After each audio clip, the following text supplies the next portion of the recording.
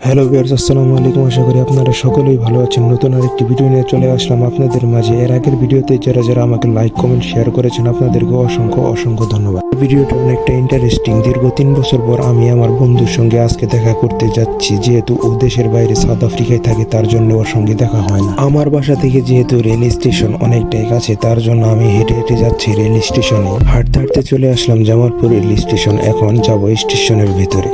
স্টেশনে ঢোকার পর দেখলাম অনেক যাত্রী দাঁড়িয়ে আছে। তারা সবাই অপেক্ষা করছে ট্রেন আসার জন্য। ট্রেন আসবে, তারপরে তারা যার যার গন্তব্যে যাবে।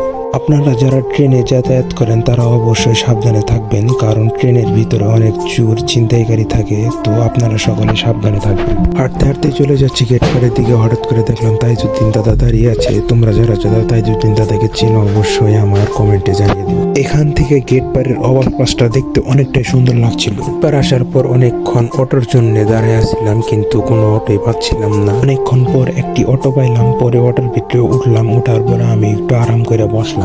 অটোর ভিতরে ওঠার পর একটু বসলাম। বসে থেকে ওয়েট করতেছিলাম কখন মামা অটো ছাড়বে। তারপর আমি আমার চুলগুলো একটু ঠিক করলাম। চুলগুলো অনেকটা এলোমেলো হয়েছিল। তার কিছুক্ষণ পরেই মামা অটোটা ছাড়লো। আমি অটোতে বসে বাইরের দৃশ্যগুলো দেখতেছিলাম। এখন আমি দাঁড়িয়ে আছি জামালপুর এমআরসিদ হসপিটালের সামনে। আমার বন্ধু আমাকে এখানে দাঁড়িয়ে থাকতে বলেছিল, কারণ ও এখানে আমার সঙ্গে দেখা করে। অনেকক্ষণ দাঁড়িয়ে থাকার পর ফাইনালি বন্ধুর সঙ্গে আমার দেখা হয়ে গেল। বন্ধু আমার একটি চিপার ভিটে থেকে বের হয়ে আসলো আমার সাথে দেখা করবে তার